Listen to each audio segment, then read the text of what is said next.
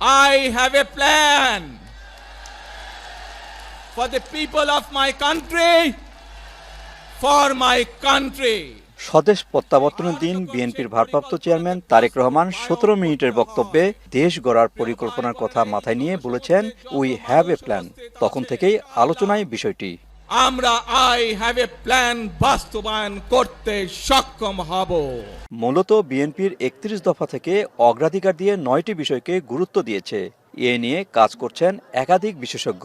এর মধ্যে কৃষি নিয়ে কাজ করছেন ডক্টর আব্দুল মজিদ। তিনি জানান, স্বাস্থ্য ও সামাজিক সুরক্ষার বিষয়টি গুরুত্ব দিয়ে ফ্যামিলি কার্ড, কৃষি কার্ড ও ধর্মীয় গুরুদের সম্মানের সাথে বাঁচার নিশ্চয়তা বিধান করতে চায় বিএনপি। নারীকে যদি আমরা স্বাবলম্বী করতে পারি, তাহলে আমাদের এই পরিবারের, আমাদের যে বাচ্চারা স্কুলে যায়, তাদের স্কুলে যাওয়ার জন্য মা সময় দিতে পারবে পড়াশোনার পাশাপাশি আমাদের যে সংসারের যে অন্যান্য কাজ, পাশাপাশি ইনকাম জেনারেটিং অ্যাক্টিভিটিস কিছু কাজ যেন তারা করতে পারে। এই জন্যই উনি ফ্যামিলি কার্ডের এই বিষয়টি নিশ্চিত করবেন এবং পর্যায়ক্রমে সারা বাংলাদেশের সকল মানুষ এই কার্ডের আওতায় আসবে। প্রাইভেট হাসপাতালগুলো, প্রাইভেট ক্লিনিকের সাথে একটি চুক্তি থাকবে।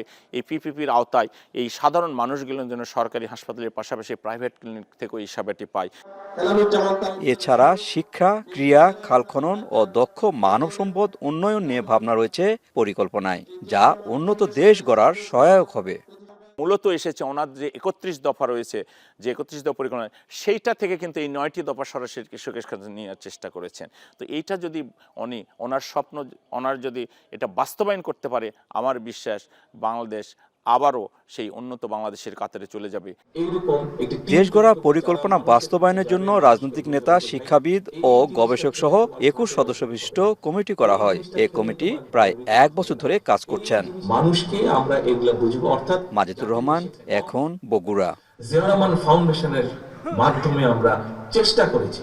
এসএমসির ইমার্জেন্সি কন্ট্রাসেপটিভ পিল নরিক্স 1 অরক্ষিত মিলনের 72 ঘন্টার মধ্যে এর একটি মাত্র পিল আপনাকে করবে টেনশন ফ্রি। এসএমসির নরিক্স 1, এক পিলের সমাধান।